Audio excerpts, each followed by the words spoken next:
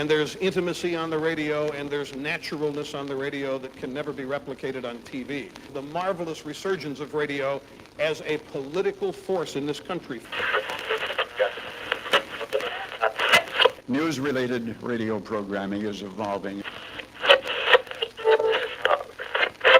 There's a huge hole in our dialogue that can be filled by the synthesis of traditional radio and the freedom that comes from a live podcast.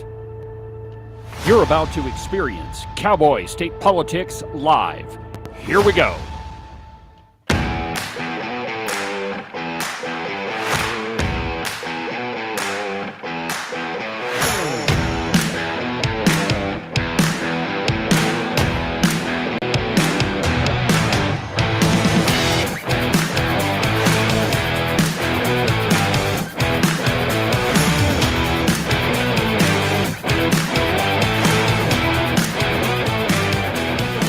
Good morning, my friends, and welcome to another incredible installment from very high above all the puerile and insipid forms of Wyoming mainstream media. This is Cowboy State Politics. I, of course, am your illustrious host, David Iverson, firmly ensconced behind the silver Cowboy State Politics microphone and broadcasting to you from the base of the Bighorns at the Cowboy State Politics Studio in Sheridan, Wyoming. Good morning, my friends, and welcome to the program. Happy Tuesday. Welcome back from a fantastic weekend, or, every weekend is kind of a long one for me since we don't broadcast on Monday, but welcome back. I hope you had a great weekend. We have a tremendous week on the program. Lots of really good interviews. Today, we'll have an interview with Wyoming Secretary of State Chuck Gray, and I'm telling you, my friends, he is fired up in it. It's a fun interview. The secretary is really animated. He was up here in Sheridan for a town hall last Friday, and we cornered him into the studio, and so I had a pretty long discussion. It runs about 30 minutes. It's a great interview, and I was really happy to get Chuck in the studio. And then probably on, Thursday, we'll probably have an interview with either Gabe Saint, the president of the Turning Point USA at the University of Wyoming, or we'll have an interview with U.S. Representative Harriet Hageman. But all of those are this week, and you definitely don't want to miss it. So it's going to be a really busy week on the program. And, for me, These are the fun weeks. Well, they're all fun, to tell you the truth. But when I've got a lot of guests, and this week it just so happens that a whole bunch of really fun interviews lined up. And I think you'll find the one with Gabe Saint to be pretty entertaining. He's a different guy. He took over a Turning Point USA chapter at the University of Wyoming at a time when, let's just say, there wasn't a lot of free speech at the University of Wyoming, and everywhere you looked was a rainbow flag, and it was nothing but a university of wokeness. That's kind of changed. And in large part, a lot of the credit of that goes to Gabe Saint and his folks at Turning Point USA. So we'll have that interview this week, and then also a discussion with U.S. Representative Harriet Hageman. So a busy week. And on today's program, I mentioned we're going to have the interview with the secretary. And then I've got a lot of other interviews, or a lot of other news to tell you about. One of them that I am excited to go through is it turns out that Elizabeth Bingham is not above getting graft. And it doesn't necessarily meet the strict definition of the word graft, but when your husband is on the city council, or is the mayor, or whatever he is down there. He's on the city council, one of those people in Rock Springs, and he hooks his wife up with a $4,000 a month gig to spread propaganda. I would say that that's graft. Kind of meets the definition. I don't know. Maybe, but anyway, we're going to talk about that. And then there's just a whole bunch of stuff in the news. But we're going to begin this morning with something very near and dear to my heart, very special to me. It is the lovely Christine's birthday. Hey, kid, I hear it's your birthday. Happy birthday to you. Happy birthday. Happy birthday to you. Happy birthday. Happy birthday. Happy birthday. Happy birthday to you. Hurrah!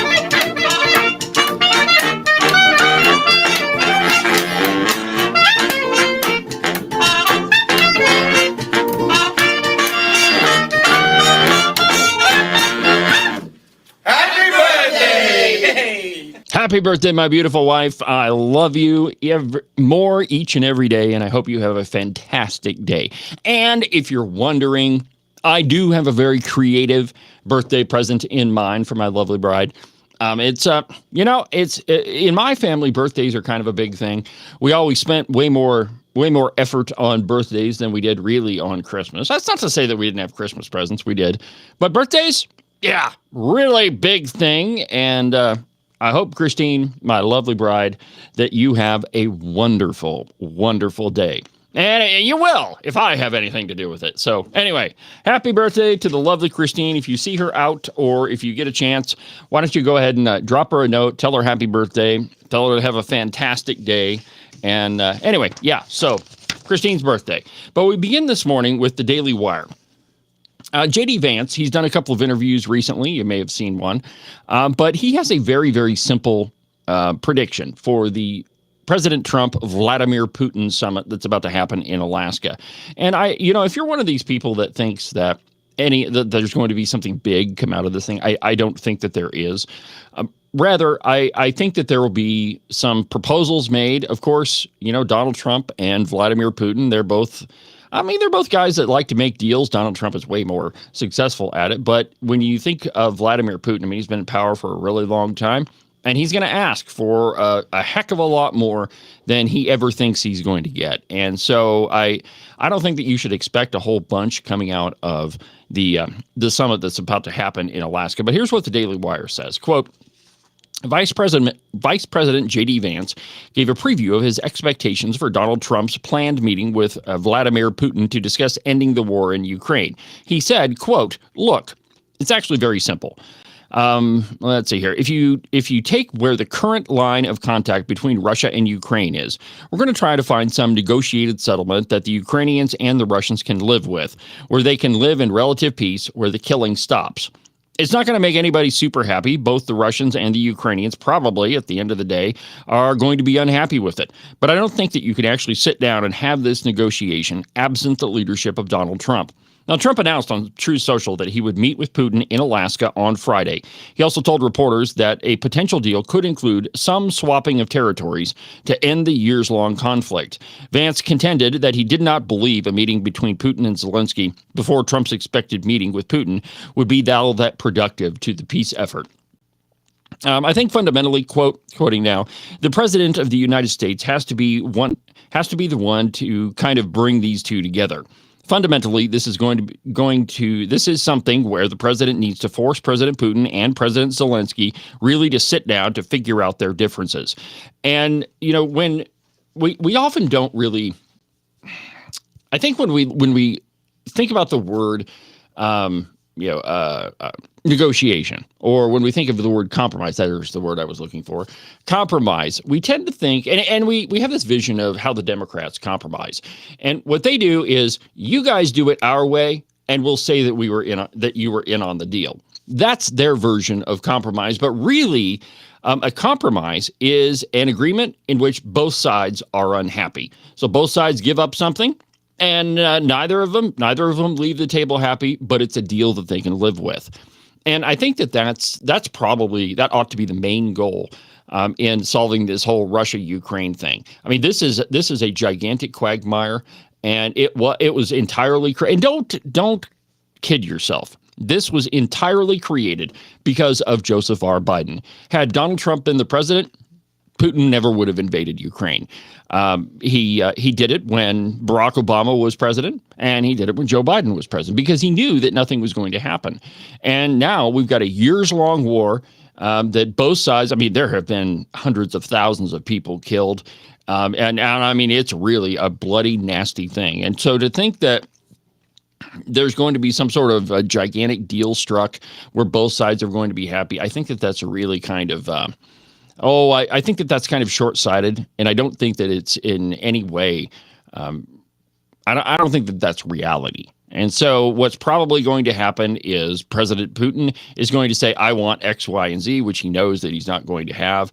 President Trump is going to say, no, you're going to settle for this, this, and this. And that's going to be the end of it. And then they'll go to Zelensky and say, here's the deal that we came up with. So, I don't think that you should expect anything great out of this. It's just, You got to start somewhere. And if you're going to make a deal, you want President Trump in the room. Everybody knows that when it comes to making deals, the Abraham Accords, and there's a really good example, the Abraham Accords. Name a president that was able to get Saudi Arabia, they didn't sign on to the Abraham Accords, but nations in the Middle East and Israel to sit down and carve out some semblance of peace. Name a president who did that. Now, of course, you could say that Jimmy Carter with his peace deal, but I don't think that really stuck. And I think that history has proved that was a complete and utter failure. But it's President Trump when you talk about making deals and bringing people to the table. So we can all be hopeful. I don't think that you should get your hopes too high, but it's a place to start. And that's what you have to do. I mean, when you've got two sides that are kind of entrenched in their own position and there's no end in sight, you got to be able to start somewhere. And thankfully, we've got President Trump, and we'll see what happens on Friday. But according to J.D. Vance, you're not going to get that much out of it, except that there's probably going to be a proposal to swap some territories. Other news on the Donald Trump front, no more Mr. Nice Guy. Trump has planned to reclaim D.C. amid the crime chaos that they're experiencing. Now, Muriel Bowser, the mayor of Washington, D.C., has been an absolute disaster. She is one of these defund the police, Black Lives Matter folks. She was very much involved in the Capitol riot. President Trump offered the National Guard to protect the Capitol during the vote in the joint session of Congress, but she and Nancy Pelosi turned it down. And Donald Trump is tired of all of the crime and the murders that are happening in Washington, D.C. And this is from The Blaze. Quote, the White House announced measures to address the ongoing crime crisis in Washington, D.C. after repeated warnings from President Donald Trump about a potential federal government intervention. There will be no more Mr. Nice Guy, says Donald Trump. Quote, we're thinking about doing it, to be honest with you. We want a Capitol that runs flawlessly, and it wouldn't be hard for us to do it. This past week, Trump repeated those threats after Edward Corsetine, an engineer also known as Big Balls, who previously worked for the Department of Government Efficiency, was brutally beaten by a group of individuals while protecting a woman from an attempted carjacking near DuPont Circle. Trump wrote in a social media post, quote, crime in Washington, D.C. is totally out of control. Local youths and gang members, some only 14, 15, 16 years old, are randomly attacking, mugging, maiming, and shooting innocent citizens. At the same time, knowing that they will almost immediately be released. They're not afraid of law enforcement because they know nothing ever happens to them. But that's not going to happen anymore. Now, he says. The attack appeared to be the final straw for the president, prompting the administration to deploy additional federal agents around D.C. on Friday as part of a weeks-long effort to reduce crime. White House Press Secretary Caroline Leavitt said, quote, this is the first step in stopping the violent crime that has been plaguing the streets of Washington, D.C. A White House official told NBC News that the federal officials would focus their efforts on heavily trafficked areas and be, quote, highly visible and in marked units. The administration reportedly deployed agents from the Secret Service, the Department of Homeland Security, ICE, the FBI, and U.S. Capitol Police, the Metropolitan Police Department, and the U.S. Marshals Service. The U.S. Park Service wrote in a post on social media Friday that its officers, with the assistance of federal partners, arrested individuals for, quote, possession of 2 stolen firearms and illegal drugs, removing these dangerous items from the community. Okay, so I guess you got to start somewhere. I saw that post and I'm like, really? 2 handguns? That's all you got out of the whole weekend. All of those people you could have arrested, you got 2 guns. But again, I guess, just like with the last story, you got to start somewhere. Quote, Trump shared more details about his plans in a separate Truth Social post. I'm going to make our Capitol safer and more beautiful than it ever was before, Trump wrote. The homeless have to move out immediately. We will give you places to stay, but far from the Capitol. The criminals, you don't have to move out. We're going to put you in jail where you belong. It's all going to happen very fast, just like the border. We went from millions pouring in to 0 in the last few months. This will be easier. Be prepared. There will be no more Mr. Nice Guy. We want our country back. Thank you for your attention to this. Every time he writes that, it just cracks me up. And it's, I mean, it could be some of the craziest post. And, he's going after a world leader. And at the end, it's, thank you for your attention to this matter. According to the Metropolitan Police Department, crime rates in D.C. have significantly declined over the last year. If you don't prosecute people and you don't acknowledge that crimes have happened, the crime rate is absolutely going to go down. And that's what, and that brings up another point. You remember during last summer, there was this big FBI release of crime data, and the Democrats and the FBI and all of them claimed that crime had gone down. In reality, crime has been up the last 5 years. The only reason that it appeared to go down is they weren't reporting the statistics. When you don't prosecute people, that doesn't hit the crime statistics. And so what would happen is people would get arrested for, committing a crime. They would go to jail. They would be released, and they would never have a court date, or the court date was scheduled months or even years in the future. Well, those statistics don't hit the crime data. So of course it looks like crime is going down. When you're not prosecuting people, it's absolutely going to look that way. As of Sunday afternoon, the Metropolitan Police Department's website stated that violent crime is down 26% compared to 2024. Now, I saw a statistic over the weekend that there that there had been 172 murders in Washington, D.C. This is reminiscent of New York City before Giuliani took over. I mean, this is exactly what was happening. Murders at an unprecedented rate, crime that was just continuing unabated because nobody was doing anything. And these idiot leftists think that the problem with crime is a social problem. Now, I would partially agree with that in so much as the vast majority of people that are committing the crime are folks that, when you have an increase of single-parent households that is unprecedented in American history, of course you're going to have more crime. I mean, there's lots to connect between those two things, but absolutely crime is a social problem. But that doesn't mean you don't prosecute criminals. This is the exact same question that I asked former Chief Justice Kate Fox when we had her on the program. Don't you think that maybe we should start prosecuting people and that might help reduce crime? And even she agreed with it. But even in Wyoming, and hopefully we're turning the page from this, but even in Wyoming, you can pick up a newspaper and you can see, distribution of methamphetamine, third offense, probation. Are you freaking kidding me? I mean, I am amazed at the lack of prosecution and punishment. The truth is, my friends, that deterrence works. It has always worked. If the threat is multiple years in prison for what you're doing, any thinking person is going to look at that and say, I don't really think I look good in orange, and so I'm not going to commit that crime. Deterrence works, my friends, when you prosecute it. The problem is we're living in a time where we don't prosecute criminals. Certainly, we don't. In Democrat-run cities and states, we're not prosecuting them.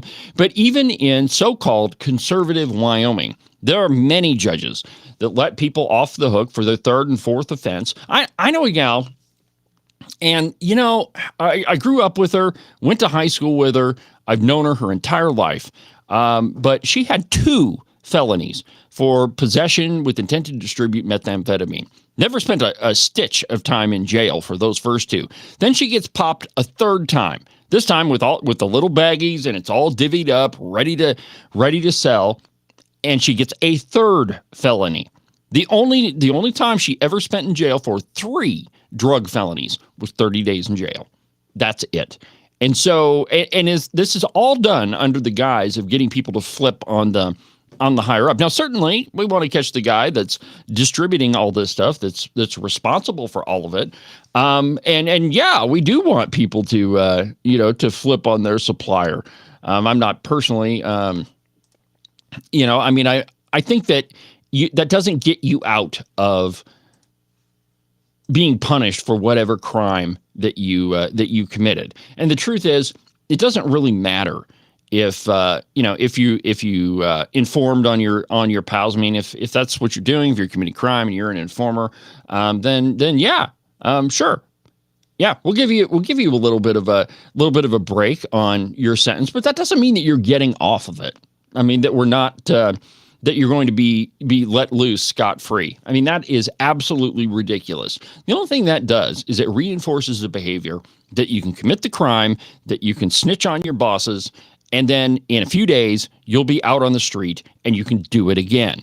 I mean, there is anecdotal evidence. There's not anecdotal evidence. There's actual evidence of people in this state doing that very thing.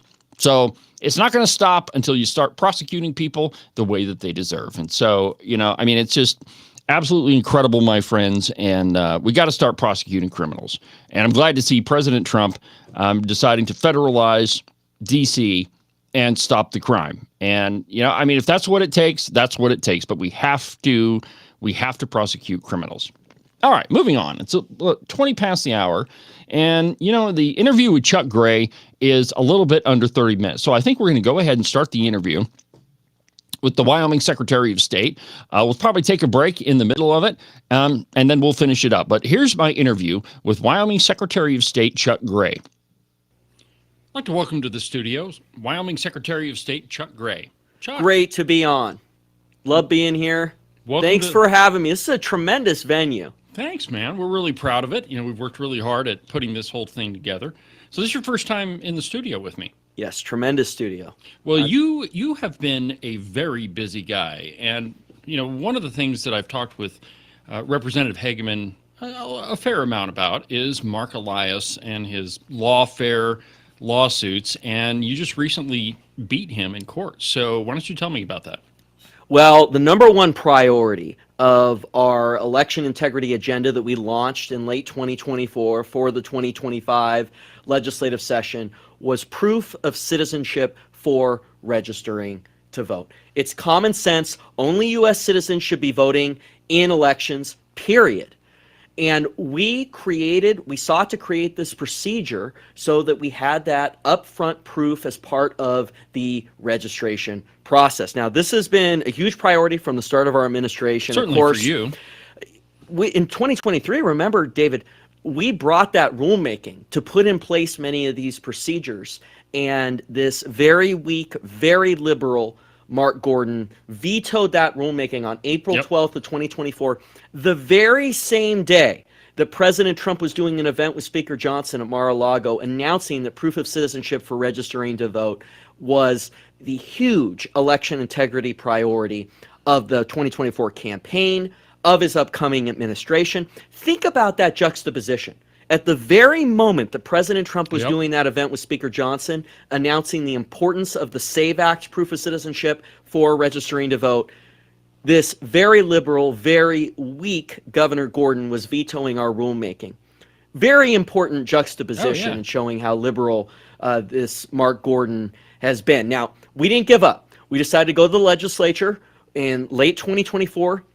We announced this as our number one priority, and we brought it through this 2025 legislative session with this very strong, great conservative majority over in the House that, of course, Representative Pendergraft has Agent played 29 a here. key role in. Yes, Representative Pendergraft is doing a great job in that conservative majority over in the House, which has really been the backbone of these working with them of these election integrity measures that we've worked to bring forward.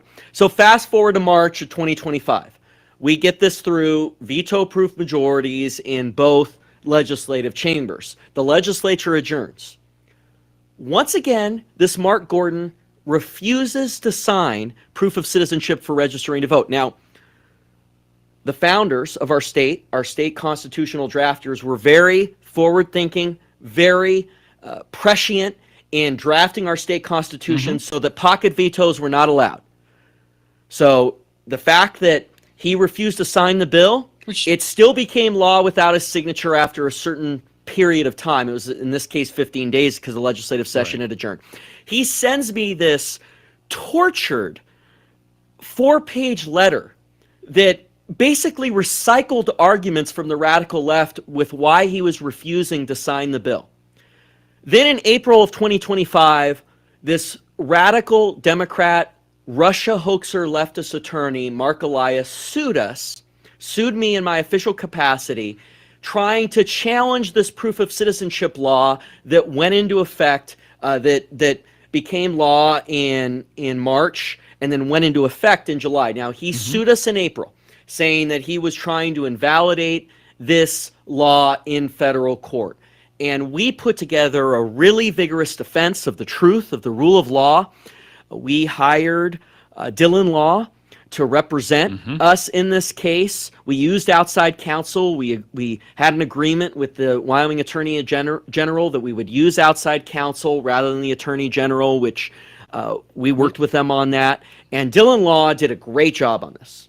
Mark Mosier, Mike Colombo, Scott Gessler, Harmeet Dillon, of course, one of the founders of the firm, is doing great work at the Department of Justice with the Trump administration.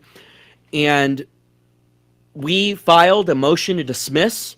We also filed a response. And that motion to dismiss was just granted here 2.5 weeks ago. Yeah. And the truth won out. So I want you to answer a charge for me, because everything we hear in the media is, and you probably already know what's coming, but there's no voter fraud in Wyoming. There's no reason to pass all of these election integrity measures. So I guess 2 questions, Chuck. Is there any voter fraud? And 2, why are all these election integrity measures necessary? Well, we've seen the group that we're up against, the silent majority, the conservative majority in our state. I call it the troika. It's the legacy media, not what you're doing here, but the legacy media. It's the insider groups, the big money industry groups that want the status quo, do not want the conservative policy, the Make America Great Again conservative policy that President Trump has done such a wonderful job articulating. We're up against, though, this troika group in putting forward, we're putting forward that Make America Great Again conservative policy here in Wyoming. And we're up against this troika group that doesn't want these policies to come through. And so it's the legacy media that we're up against. It's the industry trade groups, the insiders, I call them, the big money groups. And then it's the Democrats that go into the Republican primary, and it's up to 20 to 25% of the electorate. And they're not true Republicans, but they infiltrate the Republican Party to try to put forward the most liberal candidates possible in that primary process. That's what we're up against, the silent majority here in Wyoming. And we see these recycled lines that they put forward. This is one of them. Now, explain this to me, David. When I did voter ID in 2021, they said, what are the cases of the fraud that you're attacking with this measure? Well, without the measure in place, without the voter ID in place, or in this case, the proof of citizenship for registering to vote in place, you don't know. It's very difficult to prove the fraud. Exactly. And then when you have it in place, which is a deterrent, they say, well, what is the proof? Well, you have the deterrent in place, so that's part of what's stopping it. Right. Now, we do have cases. In 2020, there was an illegal alien that registered to vote, and that we found Gillette, right? Exactly, and we coordinated with federal agencies in rooting that out and getting that individual off, the legal alien off the voter rolls, and so we have had these cases. We have had these cases, and the media doesn't report them, but then they also put forward these circular, nonsensical arguments to try to stop these common sense measures that over 90% of Wyomingites, over 90% of Americans want. And they just repeat them over and over and over again, David. It's obsessive the way they repeat this. So we have had these cases of voter fraud, but also we're increasing voter confidence with these measures, and we're providing a deterrent so that it doesn't happen in the future. The left doesn't seem to understand this concept of a deterrent in the voter context, at least, and in many other contexts. I guess they say they want it to break, meaning, I guess, fail on election day before anything is ever done. That makes no sense, right? I mean, you have one shot at running the election, and you got to do it right. It's not something that you can wait for it to break and then, quote unquote, fix it, as the left seems to want. Well, it's such these a ridiculous arguments are argument. absurd. Yeah, I mean, it's so ridiculous. I mean, it's the same thing as saying, well, we don't have any murders, so we shouldn't have a law against murder. I mean, it's as ridiculous as that. Well, and you're enforcing the law. Yes. Only citizen voting is in the United States Constitution, it's in the state constitution, it's in federal law, it's in state law. But you have to have an enforcement mechanism in place. Previously, it was just an attestation or an affidavit somebody would sign Right. that they're a qualified elector. It's a pinky promise, basically. And that's not enough. And people understand that. That's why it has over that 90% support. Let's talk about another one of President Trump's agenda items, and that's maintenance of voter lists. Now, I know for a fact I've done the FOIA requests asking for voter lists from a different precinct, for any precinct, and you end up finding multiple people registered to vote at the same address. So we're always told that Wyoming cleans up our voter lists pretty frequently. I know that's not true. So what exactly are you doing in terms of taking care of our voter rolls? Well, voter list maintenance, also called voter list hygiene, has been one of the key priorities of our administration. That's why we put forward House Bill 318, which was voter list maintenance, brought by Representative Ann Lucas. She did a great job on that bill. And it did a number of things to strengthen our voter list maintenance procedures. One, it put in place that we are part of the SAVE database at the federal level. We wanted to put that in federal statute because this Biden disaster, he wouldn't even allow us into the SAVE database because he said it wasn't explicitly in our state code, which is ridiculous. As the chief state election official, I have the ability to do routine voter list maintenance. And the SAVE database is a key part of that. The SAVE database does a check on citizenship status for benefit systems, and increasingly now, chief election officials of states like myself have said, look, let's use this on cleaning voter rolls and doing citizenship checks on prospective voters. So going back to 2023, a huge priority of our administration was entering this SAVE database. Biden wouldn't let us in. I mean, you remember this, Biden. Oh, yeah. This is a big deal. It was just a disaster, this guy. You had open borders, could barely form a sentence, the inflation was off the roof, was up the wazoo. I mean, it was just a disaster, this Biden deal. Wouldn't let us into the SAVE database. The database itself was a disaster. You couldn't do batch checks on immigration status. So you couldn't, say, submit the entire voter list to do an immigration check on the entire voter list. It wasn't possible. They charged on every single check, and you had to do it one by one. Wow. So, when you have a voter list with hundreds of thousands of people, or in some cases in other states, millions, cost-wise, it couldn't be done. How much was it per check? It was like $150. It was like $150 per check. So $1.50 or $150? $1.50. Okay. So if it was, $4 million on your voter rolls, I mean, you're talking about $6 million to do one check. I mean, it just wasn't. It's cost prohibitive for many states. And then third, you couldn't even check on last four of Social Security number, which is what most states have. So it wasn't even, you couldn't do the check, basically. Now, in early March, this Trump administration really started doing optimizations on this SAVE database. They hit the ground running right away. And in just 4 or 5 months, they've already stopped charging so that we can do these checks in as part of routine voter list maintenance practices. This is routine. And this is part of our relationship and HAVA in terms of doing voter checks with the federal government. So that makes sense. They also are allowing us to do batch checks now. So we can upload the entire voter list, or we can upload a subset of that list. And soon they will be optimizing so that you can do a check based on the last four of the Social Security number. This is a big deal. And it is leadership from the top, what President Trump is doing. He has set the tone. And DHS, USCIS, this is a program of USCIS, which of course is part of DHS. Great work also from Secretary Noem. They have been doing these optimizations in just 4 to 5 months. We had a meeting at the White House with secretaries of state from across the nation on the relationship that the potential of that relationship with the SAVE database, and we joined that on July 1st because it was a key part of this voter list maintenance bill that we brought through the legislature in February.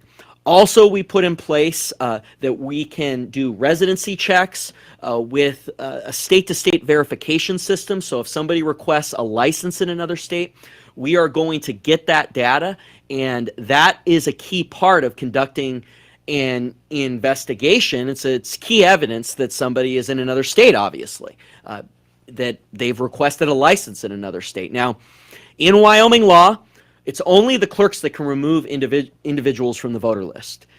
I'd like to change that. County clerk. Yes. I'd like to change that so the SOS can also do that, but I can conduct the investigations, send over that data to the county clerks for that potential removal, and of course we'll be exhibiting that oversight. Also, we've ensconced in statute getting the list of self-identifying non-citizens that WYDOT has. I mean, there was a lot on that voter list maintenance bill that was part of our 2025 election integrity priority list. And we're going to have, I call it 318 2.0. Okay. We're going to have another round of voter list maintenance. I really want to get these measures into the code, into Title 22 of the election code, because I tell our guys in the office, every day we need at least a 3-yard run up the middle, because this is a moment in time. I mean, this is like Absolutely an hourglass, and I don't believe in staying in these offices forever. I believe in getting in there and tactically doing the job and moving forward in a different way. I mean, I believe in that citizen government where it's a moment in time. So I want to make sure to get these things into the election code so that they're permanent, and so that our successors in that office, whenever that may be, that those voter list maintenance procedures will be permanently part of the election code. All right, so you've been doing these checks. Okay, so let's go ahead and take a break. And when we come back, we'll finish up the interview with Wyoming Secretary of State Chuck Gray. And coming up, I straight up ask him what office he's running for, if he's running for anything, if he's running for governor, if he's running for the U.S. representative. So that's coming up and a lot more. But right now, let's do an absolutely extraordinary exposition of pure capitalism.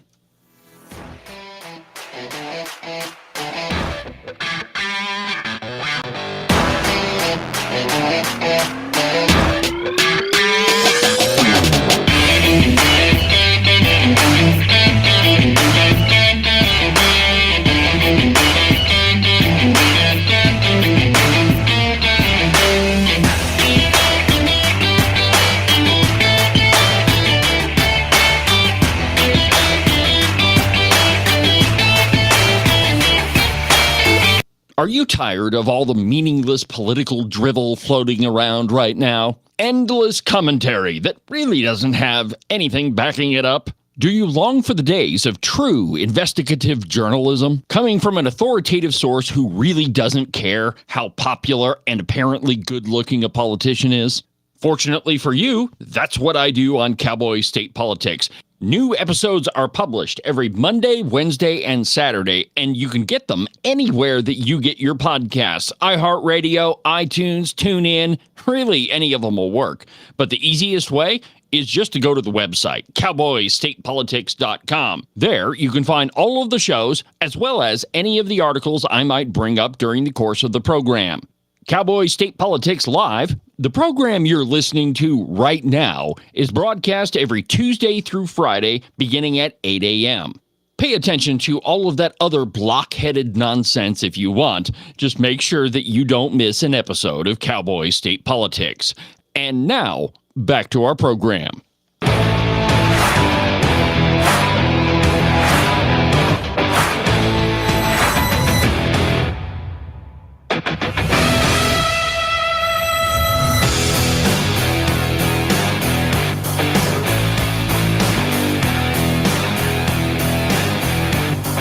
Welcome back to the program. David Iverson, Cowboy State Politics Live. Wyoming's most listened to conservative program. Documented to be almost always right, 99% of the time. Welcome back to the program, my friends. Tuesday on Cowboy State Politics Live. Before the break, we were watching an interview with Wyoming Secretary of State Chuck Gray, and he was talking about all the maintenance of voter lists and all of the election integrity measures that he's been working on. So let's go ahead and continue that interview. And when we come back, we'll finish up. Right? With our voter rolls. Well, we're working with the DHS and USCIS right now on that. Okay. How many problems have you found? Well, we're in process right now. That optimization on the last four Social Security number is coming. It's about to come very soon. And so once we have that last optimization, then we're going to be able to cross-check huge portions of the voter list. So stay tuned. And we're going to have further reports on that in the future. Okay, so let's talk a little politics. Now, have you sent any pictures to the media recently of any windmills lately, or? Well, what David's referring to. So I was on Interstate 80 one day. Okay, I was actually with Joe Rubino, our policy director. We were on our way to a joint corporations meeting that has oversight over the elections topics. We were on our way to a joint corporations meeting. Okay, and I see this woke windmill that has been burned up, that it's just a perfect symbol of the disaster that is the woke wind that Gordon is trying to bring to Wyoming. And Gordon is truly leading this effort. I mean, we see right now 7 to 10 proposals across the state where these woke wind, unreliable, green energy, quote unquote, companies are trying to plop down these projects before the subsidies run out. Because, of course, as part of the big, beautiful bill, President Trump has expired a lot of these woke subsidies. They tried to get them all done, and the Senate parliamentarian removed a few. So these subsidies are expiring. And then, of course, also President Trump had a great executive order removing the subsidies. So in the meantime, you have these projects trying to plop down before the subsidies run out because President Trump has done a great job in getting these subsidies to expire in the big, beautiful bill. So I passed this windmill one day, and it's burning up. I'm like, this is a symbol of the disaster that is Mark Gordon's quote-unquote vision for our state. It's a disaster of a vision is what it is. So I was like, we got to take a photo of this, Joe. We got to pull over and take a photo of this. So we took a photo of it, and people think this is like made up or something, or it's Photoshop, or I don't know that I got it somewhere. No, this is from my own camera, okay? My own camera phone, and it is a representation, and this was the caption that I had on there. A photo of Mark Gordon's disastrously wrong, quote-unquote, vision for Wyoming.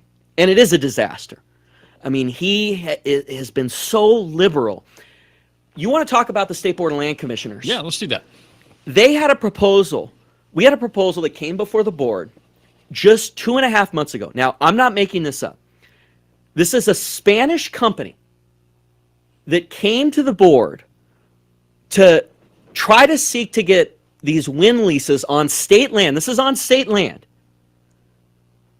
And they want to take the wind with a water-intensive process. They want to make hydrogen, and then with that hydrogen, they're going to make synthetic jet fuel. They're going to pipe it down to Denver International Airport so the woke billionaires, Soros, Hans-Jörg Wyss, fill in the blank, so that the woke billionaires, when they take their private jets to Davos, so they can brag to their friends that somehow that they're green, quote unquote.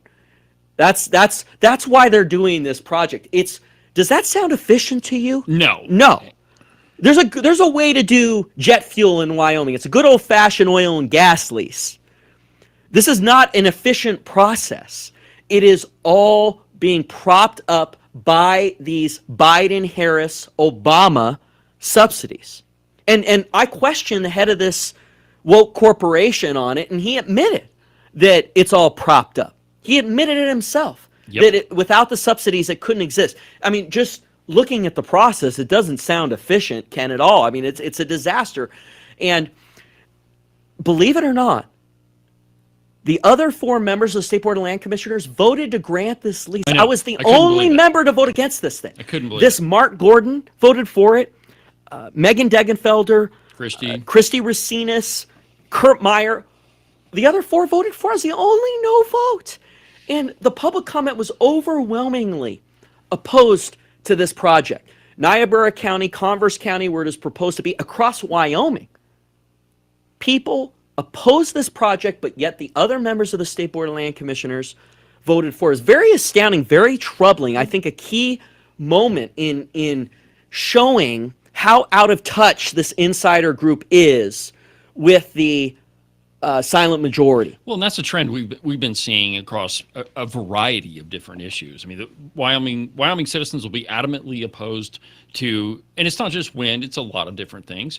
And then those folks that are in power, Mark Gordon, some of the folks on committees, they just go along with it. It's like the public never said a word about it. And it's now, like did you see what Gordon did when the insiders hate when what they're doing is exposed? Oh, because again, a key part of their coalition, which I call the Troika, is the media, and the media is part of what props them up. It hides what they do. Oh, yeah. They try to make them seem like they're conservatives when they're not. The Minerals Committee, Chuck. When Jim Anderson goes off on first name's Rose. I can't remember last name, and then he swears, and then it's Ogden Driscoll going after individuals on the committee. There wasn't one article anywhere aside from this program that mentioned it. And they prop them up. Groundbreaking work you did in exposing that, and that's what they don't like.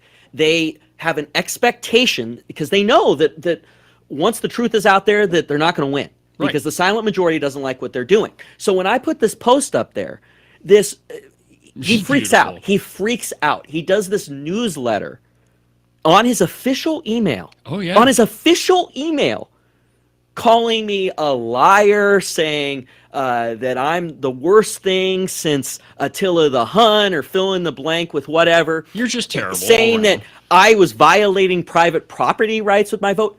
What? It's a state lease. Yeah. And so he lied in that respect. He inaccurately quoted the fact that this was a state lease that was before the board and tried to claim it was a private property issue when it was a state lease before the board. And then the other line they use, and they use this again and again as an excuse, is they claim, and this is the other thing they do, right? This is one of their favorite excuses, and it's across the board, is they say, there's nothing they could do, David. Yeah. They were bound by this or that out of context cited thing that they cite in the code, or and they claim that they have this, that their fiduciary duty is that they have to approve every single revenue option that comes before the board. It's totally wrong. Yeah. It does not appear anywhere in the code. It does not, and the way they cite it does not appear anywhere in the state constitution, and it's totally in conflict with what they actually do. Yes. Remember in 2023, it was Mark Gordon who voted against this oil and gas lease in Sublette County, claiming that it was too close to one of his migration corridors. And he voted against an oil and gas lease. Well, Mark, how is that in line with your fiduciary duty? According to your premises, you violated your fiduciary duty there. The media never points out the fact that the lines that they use as their excuses, whether it's not citing that this is a state lease, or the fact that they inaccurately cite their duty, they never fact check. No. They never actually conduct an actual fact check and go back in time where what he did conflicted with that. You'd have to report on it in the first place to do a fact check. Exactly. Ken? I've always been fascinated by the lopsidedness of the fiduciary argument. Fiduciary responsibility comes to we capture every dime that we're supposed to have. We make sure, that's what the Department of Audit does, is goes out and makes sure that we have all the money we're supposed to have. How that money is spent, doesn't matter. We'll just go get more. No, they don't care. And that's what amazes me. The other side of it, and you, Mr. Secretary, you were a representative as well, and I take that title that office very seriously. I am a representative of the people. I'm convinced that these insiders, as you call them, are so wrapped up in themselves and their own projects and whatever they're trying to accomplish, they have completely forgotten about the people, because the way they talk is way different than anything I hear out on the street. Oh yeah, I mean they're in their own little world, and they very rarely pay any attention to one. Well, I've got one more question for you. Since I've got you here in the studio, I think I would be remiss if I didn't ask you, what are you going to do in the next election? I knew it was You coming, running for David. governor? I knew it You was running coming. for the House? I mean, what are you going to do? I really enjoy the job that I've been doing as the Wyoming Secretary of State. I want to thank the people of Wyoming for electing me for this job. As Representative Pendergraft just said, it's a duty that I take very seriously. At the same time, I have been exploring and being encouraged to look at exploring a run for a potential open seat. Did have a poll that was done by Fabrizio, which is President Trump's pollster, and it showed in a potential open gubernatorial or congressional race that... Meaning Representative Hageman not involved. Exactly. Okay. Because I'm not going to run against Congresswoman Hageman. She's doing such a fantastic job. She's doing such a fantastic job. I work so well with her. I love the work she's doing. I have no interest in running against her. But in potential open races, we're ahead in a potential open gubernatorial race and a potential open congressional race. So I am exploring that. Continuing to do the work as Secretary of State, but I am exploring that option. And I think that poll showed that the work that we've been doing to advance this Make America Great Again common sense conservative agenda that I was elected to advance, and it wasn't just talk. We have been getting the job done on a day-to-day basis. And it's showing that track record of getting things done is translating into support, and I'm very thankful for it. And I want everyone to know that I'm going to continue to do that work on a day-to-day basis. Great. Well, Chuck, I know you got places to be, people to see, things to do. So thanks. This was a pleasure. Thank you. Thank you. All right. Well, that was the interview with Wyoming Secretary of State Chuck Gray. There's a lot in there to unpack. And I think let's start with the poll that he talked about right at the very end. And, it's polling at this point. I don't know. I think it's kind of hit and miss. I mean, we're a long ways away from the 2026 primary election. But there's a ton of people that have been mentioned about running for governor. And I think of those probable ones would be, like Bo Beitman, Dennis Beitman. And, I've heard Eric Barlow. There's been a ton of other people that have been mentioned. Brent Bean, he's already announced that he's running for governor. And actually, right now, he's the only one that has officially said, hey, I'm running for governor. And he did that last year. I like Brent. He's been on the program. And in fact, we'll have him on the show before too long. But in the last election, and think about this, he got 50,000 votes in the last election. Now, nowhere near Governor Gordon's, I don't know what he had, 125,000, he dwarfed that 50,000. But still, having very little name recognition, a pretty much unknown in Wyoming politics, and you get 50,000 votes, that's pretty good. So anyway, it's a wide open field, and according to Chuck Gray, his poll says that he's way out in front of just about any other potential candidate. So pay attention to that. The other thing that I found really interesting in the interview is his discussions about the SLIB board. Now, in the recent past, the SLIB board has said, well, any money that we can make off of any state land, we have to do it. That's ridiculous. There's nothing in Wyoming law that says that they have to accept any project that comes forward. In fact, that they don't. That they vote on it is evidence that they don't have to.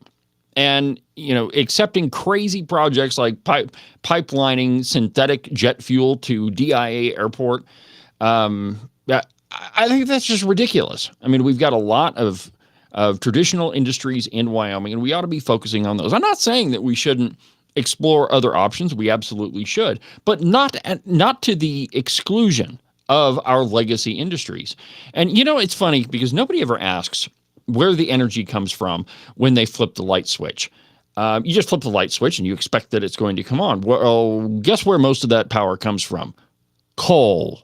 Coal has powered the United States for almost forever. And there's no reason to assume that it's going anywhere else. The only reason why you would is if you actually buy Governor Gordon's bullcrap line that, the climate is warming and that we're going to destroy the environment. And I mean, that is absolutely stupid. Climate change is not real. If you'd like to know what the number one expender of CO2 is in the world, it's forest fires. Forest fires, volcanoes, those sorts of things. And I don't even know how you would measure the amount of CO2 that a forest fire expends, but it dwarfs any amount that all the cars could produce. And it's just absolutely ridiculous. Now, there's no denying that before we had emissions controls, that there was smog above, a lot of American cities. That's absolutely true. I mean, you could drive down to Denver and see it for yourself. But that doesn't necessarily mean that the climate is warming. I don't think that it is. I'm not opposed to renewable energy. The only thing is, I think that we ought to be realistic about it. If it's for a small application, your house, your cabin, a great example. A couple of years ago, my dad and I installed solar panels at our cabin. Not a big system, but we did the math and we figured out, okay, everything that could be running in the cabin, we need this solar panel, we need this inverter, we need this charge controller, and it works great. The only problem is when you have 2 or 3 days in a row where it's rainy or crappy or snowy or there just isn't direct sunlight hitting that solar panel. Well, I mean, you're using power, and so there's no sun to charge the battery. So yeah, you're going to drain them down, which is why we have a gas-powered generator. Actually, I think it's propane-powered now. Dad converted it. But the point is that I'm in favor of renewable energy if it is applied correctly. It is not in any way scalable to power even a large city. I'm going to have to find this article, but there was a great article about a town in Texas, and they went completely 100% renewable. And then what happened? Winter. And well, they went so far, and I guess I should finish the story. So they went so far as having the power company pull out all the power poles in their town because, they have to beautify the town. And those terrible electric poles, man, they're just junking up the view shed. And so they had them removed. Well, when they found out that they couldn't power their entire town with renewable energy, they had to pay for the power company to come back in and put all those power poles back up. And what are they running their town on now? Good old coal-fired power plants. And it is absolute insanity to accept Governor Gordon's argument that we have to have renewable energy. Now, let's talk about nuclear energy for a minute, because I don't know that I've been necessarily all that clear on it. I'm absolutely in favor of nuclear energy. I think that it's efficient. I think that it's a power source that I'm probably not going to run out of anytime soon. But I do not like the nuclear waste that comes out of it. And let's just talk about that term. I tell you all the time on the program, 2 + 2 is 4, not 5 if you want it to be 5. And this is not to be discriminatory. This is to stand up for language. Words mean things. Words mean things. And the folks that are in favor of storing nuclear waste in Wyoming, and make no mistake, they absolutely are playing games with words. They're calling it spent nuclear fuel rods. Okay, and they say it's not waste, it's spent nuclear fuel rods that at some point in the future we'll be able to recycle. Well, a byproduct off of what you're doing, if you're not able to use it right now, if it's not immediately, like you can't plug it into something and it works great right now, then it is waste. It is a byproduct. It is something that you're not going to use in the near future. It definitely classifies as waste. And under federal law, a nuclear power plant has to store their spent nuclear fuel rods, their waste, on site. And there are sites across the United States where there's just these used fuel rods, the waste that comes out of the nuclear reactor, that are stored on site, and we have no idea what to do with them. Well, there are folks in the Wyoming legislature that say, hey, there's a billions and billions of dollars in this federal fund, and we could get our hands on that if we okay the storage of nuclear waste in Wyoming. And there's a committee meeting with Don Burkhart And he's no longer in the legislature, but he was head of the Minerals Committee when this came up. And he says, yeah, and I don't remember what the exact number of the federal fund was, but it was like $40 billion, 400. I don't know. There was a 4 and a 0, maybe a couple zeros in it, but a lot of money. And we could get our hands on that. Now, folks that are in favor of this stuff, Slithers, Nethercott, Ogden Driscoll. Oh, by the way, you probably don't want to miss tomorrow's edition of the podcast. I'm going to entitle it, The World According to Ogden. He fell into my trap, which I'll talk about after the next break, but he fell into my trap and I cannot resist it. I haven't pounded on Ogden Driscoll for a while, and there's so much material that I just can't resist. But anyway, folks like him and Bo Beitman and Slithers Nethercott and everybody else that's in favor of this stuff, they're saying, well, it's only going to be nuclear waste that was used in Wyoming. Well, let me just give you a hypothetical here. So let's say that we okay this Radiant production facility where they're building nuclear reactors and they're shipping them across the United States. So they build a nuclear reactor in Wyoming, and it's all powered up and it's ready to go, and it's got the uranium in there, and it's all they got to do is hit the on switch and we're good to go. And they ship it to, say, Texas. And Texas uses the nuclear reactor, and when they've used up all the fuel, well, they'll send it back to the facility in Wyoming. Well, the Radiant outfit then, they take the nuclear fuel out of the reactor that they've sold to Texas, and then they replace it. Well, what happens to that nuclear fuel, that nuclear waste? Well, they have to store it on site because they're the ones that are permitted to use it. And so nuclear waste that was used in Texas ends up getting stored here. So that's one way. Now, if you think that all of these politicians that are in favor of this aren't looking at that big giant pile of billions of dollars and saying, how much money do you suppose we could get if we took nuclear waste from, say, New York and stored it here? Well, the current plan is if they did that, it would be a huge chunk of money. So don't think for 1 minute that these folks that are in favor of storing nuclear waste here aren't also thinking about the waste from other states. They absolutely are, and anybody that tells you different is lying to you. All you have to do is look at the record of all these politicians. I'm not saying any one of them has said, yeah, well, we'll take nuclear waste from elsewhere. They haven't said that. Because if they did, you wouldn't be in favor of it. And you would make sure that they didn't get a return ticket back to Cheyenne. And so right now, they're keeping it under wraps. And let's not forget what Bo Beitman said at that conference in Florida. Yeah, we want the full life cycle of it. We want to mine it, we want to use it, and we want to put it back in the ground.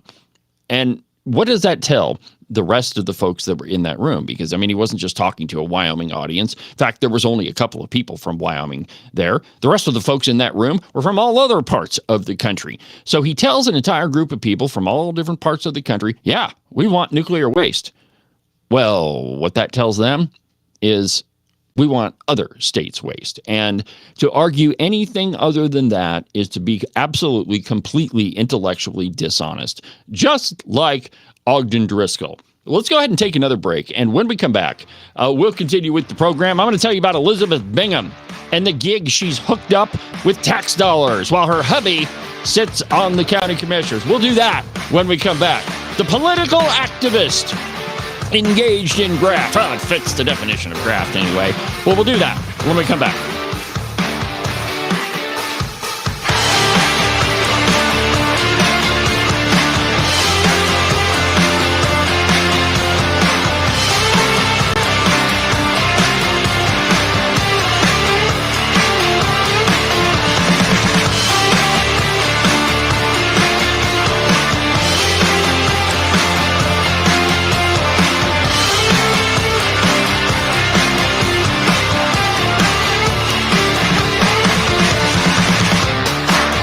Ever since gold backing was removed from the dollar, the value has dropped significantly over the past few decades. Experts say this is one of the main reasons goods are more expensive and your savings are worth less each year. How would you know how many dollars to save for retirement if the valuation of the dollar changes over time? Would you work all week for that $20 gold piece? Let's look at the valuation of this coin from the 1970s to today. When President Nixon took us off the gold standard in 1971, this coin traded for about $275. Today, It trades for about $14,000. Buying and holding rare coins using only a fraction of your portfolio is our suggested way to save for the future. Call U.S. Coin Capital at 1-800-878-2646 to get your free United States Gold and Silver Buyer's Guide. Make sure that you subscribe and follow the Cowboy State Politics podcast. You can do that from the website, cowboystatepolitics.com, or anywhere that you get your podcasts. That way, you'll make sure that you won't miss a single episode of Cowboy State Politics. Welcome to Lessons in Civility by Morton Buildings. Gentlemen, is your garage completely jam-packed full of all of your unnecessary crap, and your lovely wife has been on your tail, nagging you nonstop to clean it out? It's not because she just wants to incessantly irritate you. Chivalry dictates that you should clear out a space so she can park her car inside and you don't end up sleeping on the couch anymore. To do that, contact Nick and Jesse at Morton Buildings. Their phone number is 307-674-2532. Not only are they the experts in metal building construction, they're also skilled at keeping you out of the doghouse. One more time. Their phone number is 307-674-2532, or you can check them out at their website, mortonbuildings.com. This has been Lessons in Civility from Morton Buildings.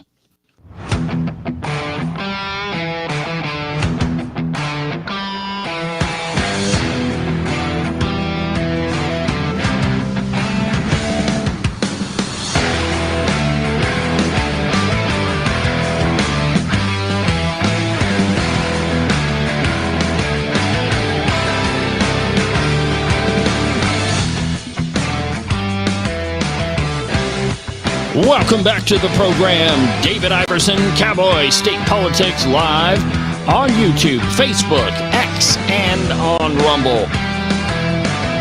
Pretty much everywhere. And don't forget about the podcast. You can find the Cowboy State Politics podcast on YouTube, or not on YouTube, on Apple, iTunes, iHeartRadio, Amazon, pretty much everywhere.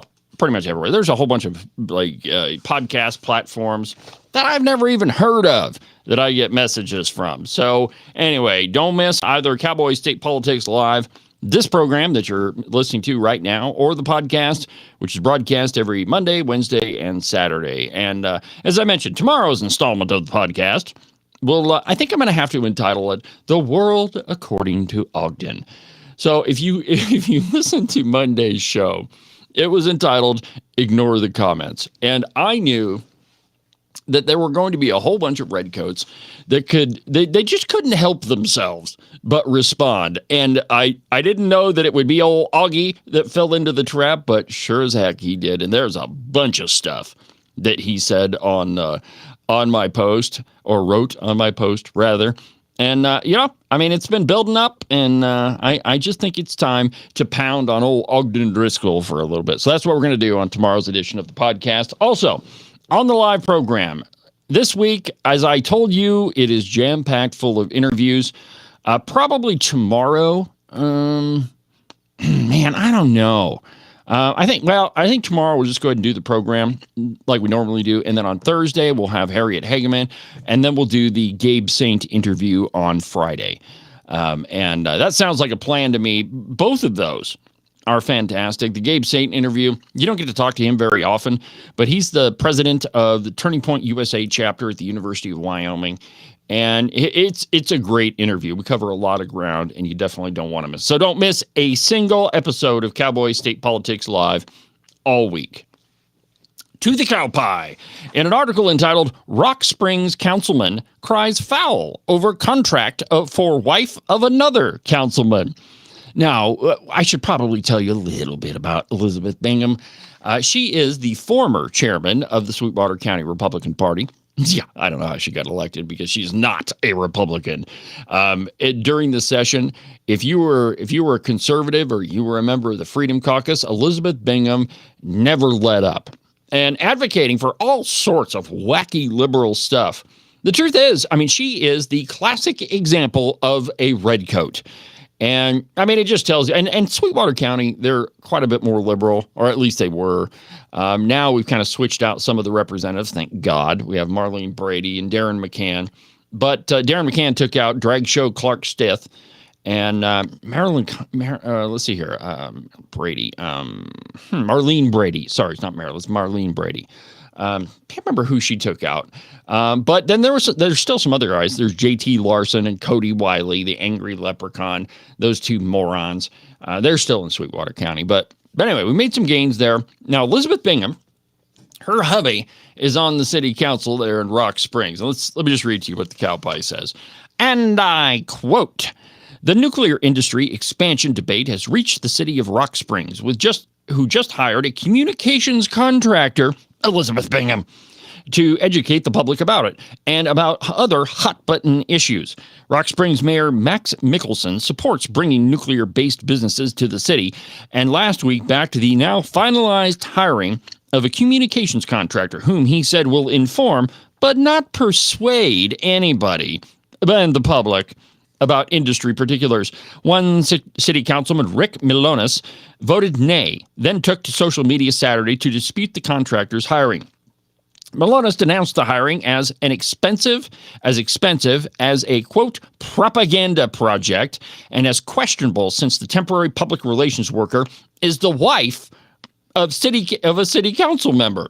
Rock Springs City Council on August 5th passed a memorandum of understanding between the city and Clear Eyes Strategies, LLC, a new company registered with the state July 14th under the name of Elizabeth Liz Bingham, wife of City Councilman Eric Bingham. The public relations firm is slated to receive $3,000 a month. I've got up on the board $4,000 a month. But let's be clear about what it is. It's only $3,000 a month of tax dollars that the city councilman and his wife are cracking down so she can run a propaganda campaign throughout the city, which it's not like she already doesn't do that now. She's just not getting paid for it now. Well, I guess now she is, but before she wasn't getting paid for it.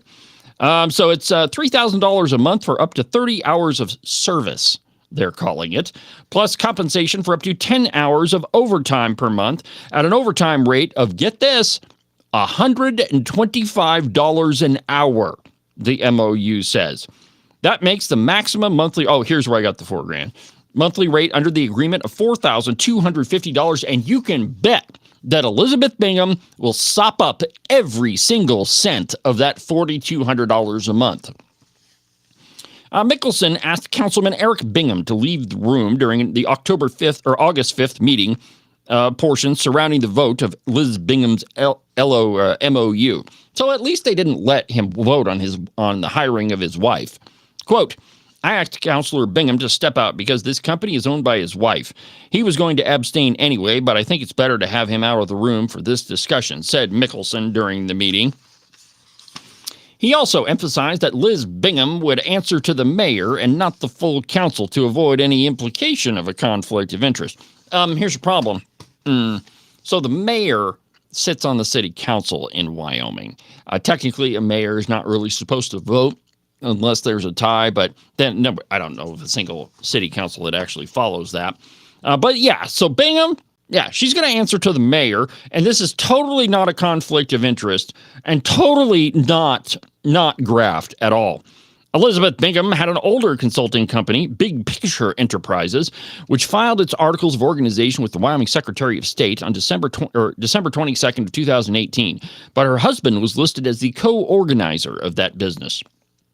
The mayor referenced that prior company during the meeting and Bingham's formation of the newer one under her name alone. Mickelson said that and this is so stupid anyway, are you telling me that that Eric Bingham is actually claiming that, well, it's my wife's business. I don't really have anything to do with it. Yeah, that's totally her thing, and never the two shall meet. And I swear up and down that I'm not going to be spending 1 red cent of what the taxpayer pays my wife. That is such a load of crap. And that the Rock Springs City Council actually went along with it just shows the depth of that corruption. In Wyoming, we have nepotism statutes. And this one, I don't see how they escape that here. I mean, holy crap.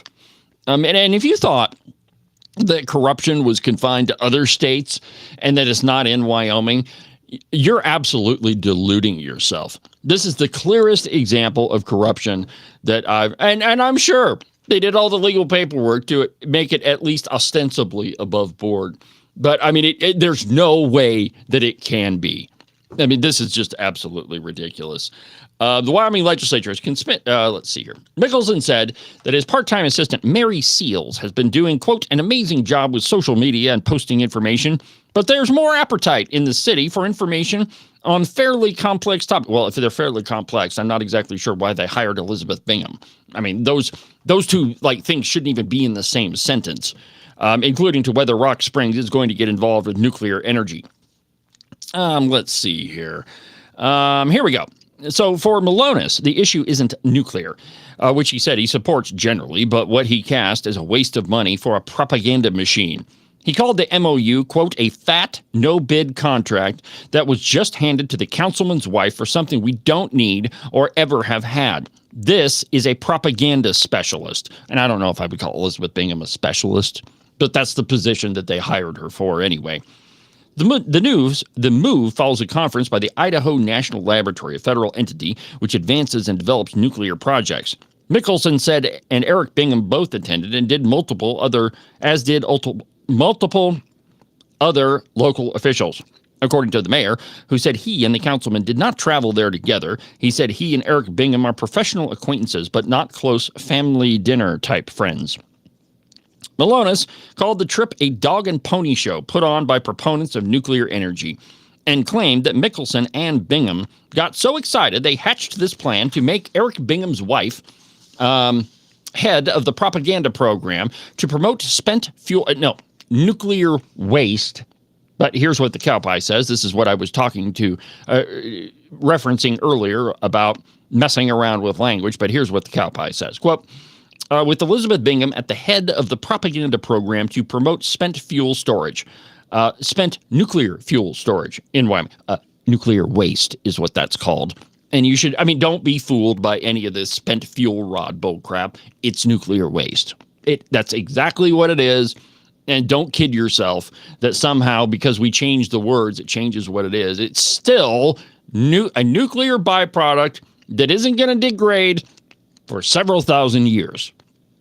Under Wyoming law, a public official commits nepotism when he advocates or causes the employment, appointment, transfer, or advancement of a family member to certain public positions.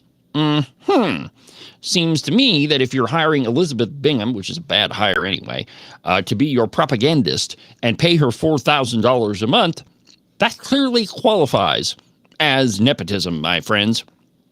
Mickelson, in a Monday phone interview, said that he was disappointed and disheartened that Malonis and others, in his view, believe that Liz Bingham's only qualification is that her husband is on the council. I don't really care, and it doesn't really matter what her qualifications are. She could be an expert propagandist, and that still doesn't mean that she gets to be hired for that position because her husband is on the city council in Rock Springs. I don't know how clear I could be for the Cowboy, but this is nepotism, and I'm sure I could pull out the old 1828 and say, and we could figure out whether or not it's graft, but it certainly probably figures into that. Well, let's go ahead and take a call. And we've got former Representative Mark Baker on the phone. Mark, welcome back. Welcome back to the program, my friend. How you doing this morning? Hey, good, David. Good to be on, and I was excited to see you were going to cover this topic when I woke up this morning and saw the show. Oh, it's tantalizing, man. How could I not cover Elizabeth Bingham being hired by the city of Rock Springs? Yeah, it's a sad state of affairs over here in Southwest Wyoming, and I'd like to point out for the listeners, the reason that we have the mayor that we do is really it was the lesser of two evils.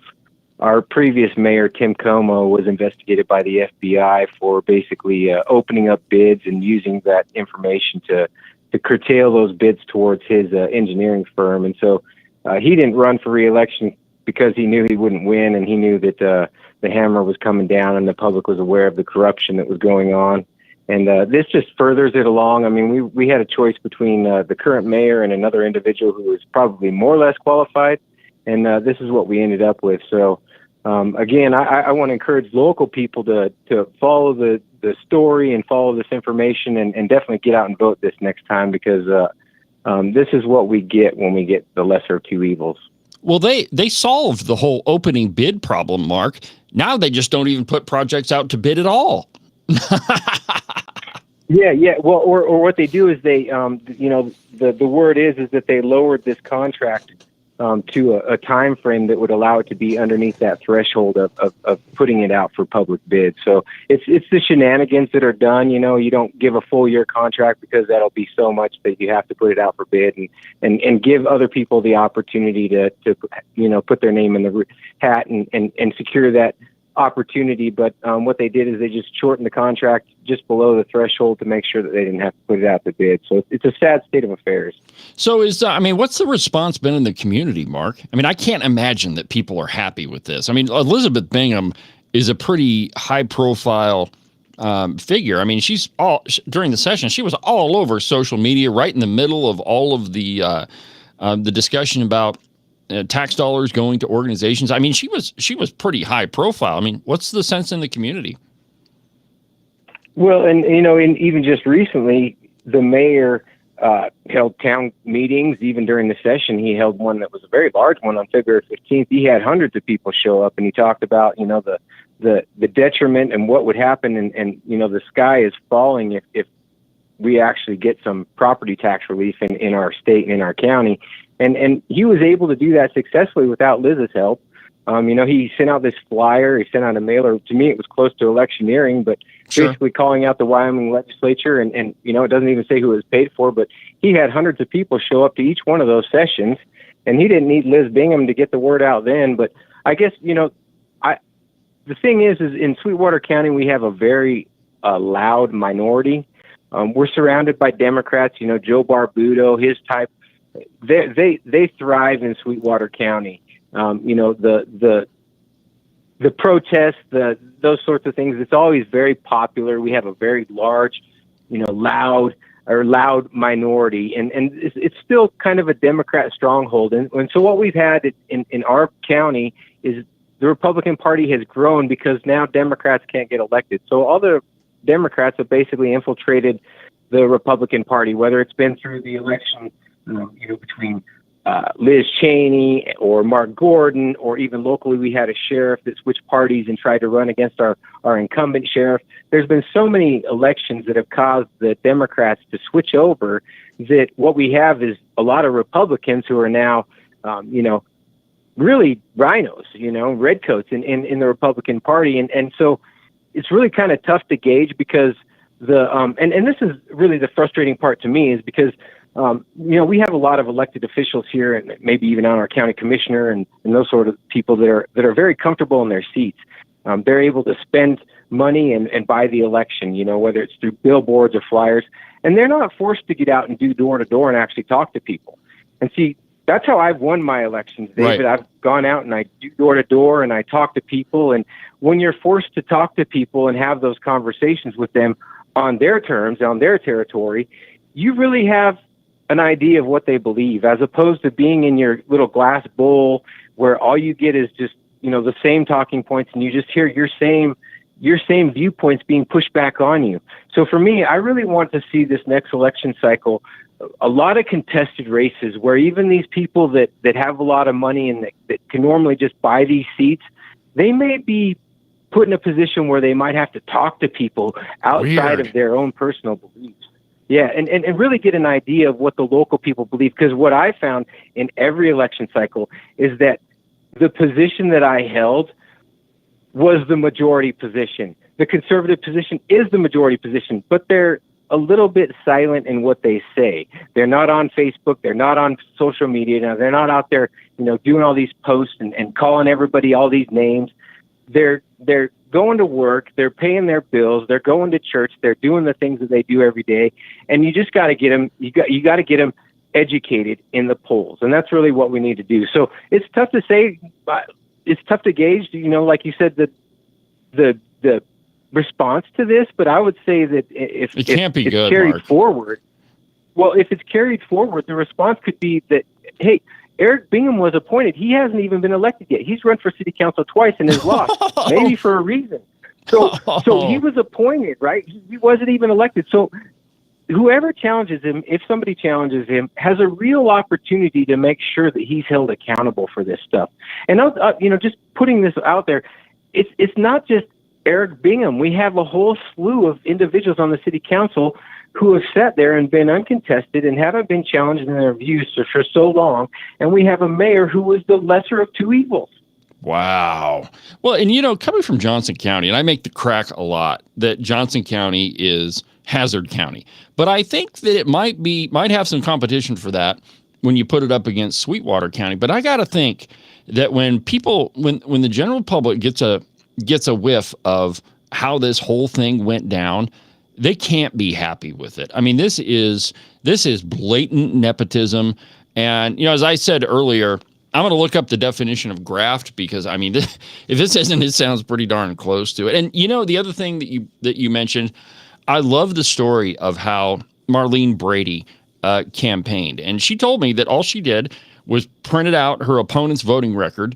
And when she'd go to a door, and her constituent would have a question, she'd just say, "Oh, I got that right here," and she would just flip to the page in her book and say, "Yep, here's how we voted with the Democrats." And I think that most people in Wyoming are, or at least the majority, are like that. Is when they find out the truth about a lot of these folks, I mean, they're not going to vote for them, because even if somebody is a registered Democrat, they're not going to be in favor of graft, I wouldn't think. But this is pretty blatant, Mark.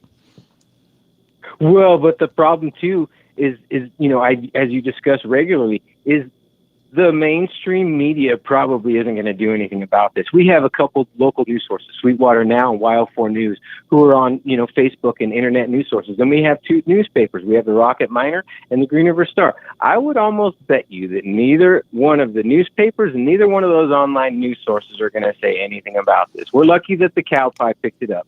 Well, and I was kind of amazed at, I just went through the Cowboy article, and I think that Claire McFarland did a pretty fair job. I mean, she wrote down, some of Malonis's comments, that it's a big fat no bid contract. And I mean, absolutely. I mean, I credit where credit is due. I think they were pretty fair.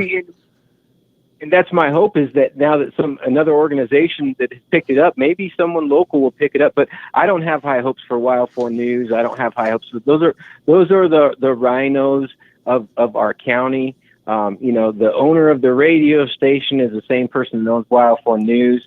He is a Liz Cheney supporter type person. I mean, so we're not going to see that stuff picked up. It's going to have to go through the Facebook groups. It's going to have to go through the local people. It's going to have to go through outlets like yours, making sure that Wyomingites understand, and then we can tell our friends and discuss it, because really the local news and media is not going to pick this up, even though it is clear nepotism. Well, there was an example of that. I brought up Johnson County, and years ago, a police chief hired his son as a patrolman, and there was a little dust up in the paper. I mean, I think somebody wrote a letter to the editor and said, "Hey, man, this is nepotism." And immediately that guy demoted him, or got him hired for the sheriff's department, I think, as a detention officer. But, I would openly admit that Johnson County is not nearly as conservative as I thought. And, I just don't think that nepotism or graft or anything like this really plays well. I mean, maybe it does in Chicago, but this is Wyoming. No. It's funny that you mentioned that, because our current sheriff, and I mentioned that he had an election where a Democrat had switched parties and tried to oust him. Our current sheriff really is in office because of previous corruption. The sheriff that served before him hired his daughter-in-law to create birthday cards, and then spent all this money in the county to send out birthday cards to all his staff from his daughter-in-law, and then hired his son-in-law as private security to guard an inmate in a hospital facility. I mean, so you have all these things, and you start to wonder, does real power, does it really corrupt these people that much? I think so. Or is it like, do they just think that people aren't watching? Do they think it's okay? I mean, what's going on here? Why do we go from one sheriff that's corrupt to another sheriff, and then we go from one mayor that's corrupt to another mayor? It's like, hello. Well, I think let's that get there's things together. And I think there's a couple of answers to your question. First, it's low information voters. Most people don't have enough time to follow politics like you and I do. And so, they probably don't really start paying attention to the election until, maybe a month or a couple of weeks before. And so a lot of these stories that come out, the media's dropped them by then. And so they don't hear about them. And so I think, my honest opinion is it is incumbent upon the candidates to make sure that their people know about it. And then secondly, I think that we've got to have alternative media sources like this program.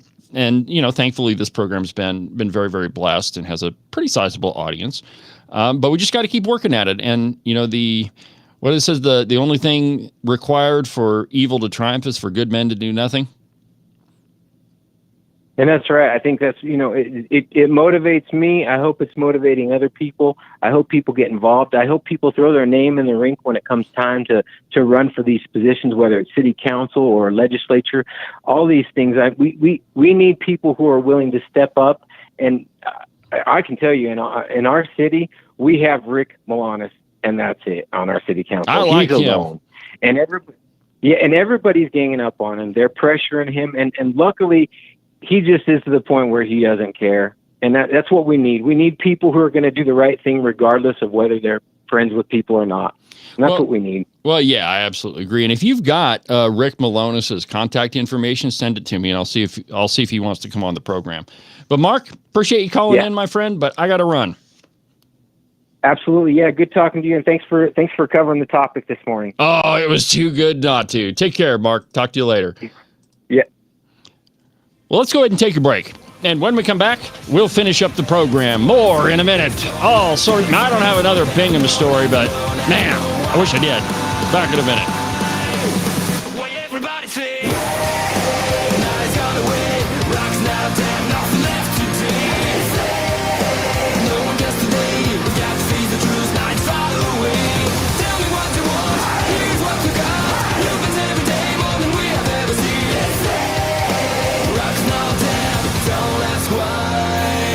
It's spring-ish in Wyoming.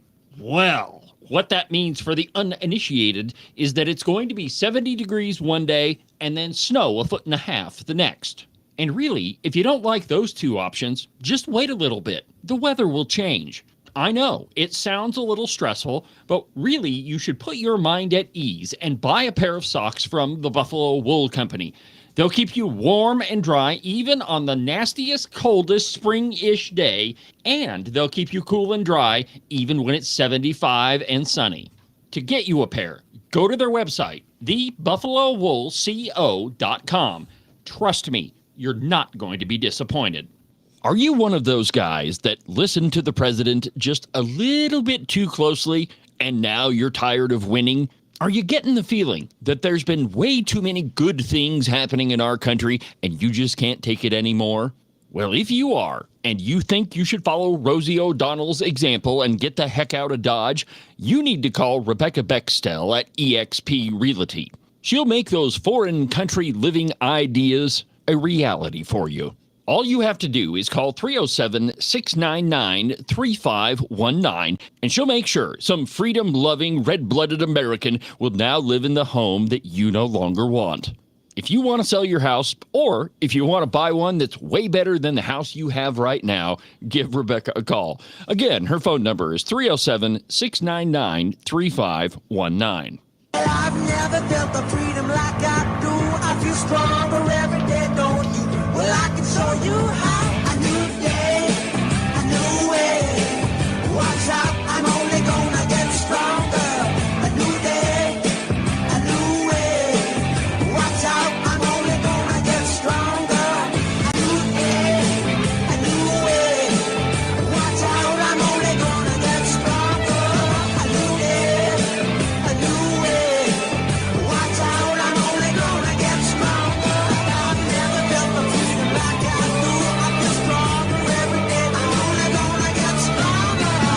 Cowboy State Politics is only going to get stronger. This program is only going to continue to expand. I found out something the other day, my friends, that the Cowboy State Politics profile on Facebook has over almost 500,000 views since January 1st. That's right, my friends. Almost 500,000 views since January 1st. That doesn't have anything to do with the Cowboy State Politics podcast. I'm just telling you, my friends, this program is expanding, and it's so hard to keep up with it. And, I mean, all of it is thanks to you. I wouldn't be able to do this program without you. Thank you very much for listening and supporting this broadcast and sharing it and all the time you spend talking about it. I really get a kick out of all the comments you leave. And anyway, so just thank you for being involved in the in the Cowboy State Politics program. I really appreciate it. Well, there's a piece in the Blaze. And, you know, I've been trying to make an effort to kind of point out these types of stories because I think that they're important. Well, if you thought that because President Trump got elected, that we had heard the end of this your truth, my truth, their truth, all that bullcrap. By the way, there's only one truth, and it's God. There isn't any other version of the truth.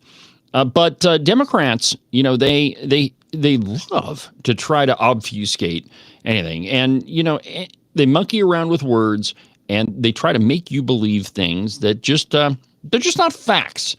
And, you know, a fact is pretty easy. It's what one of the things I talked about on the podcast on yesterday, is that a fact is demonstrably true, that there's no debate about it. It is true on face, and there's no debate about it.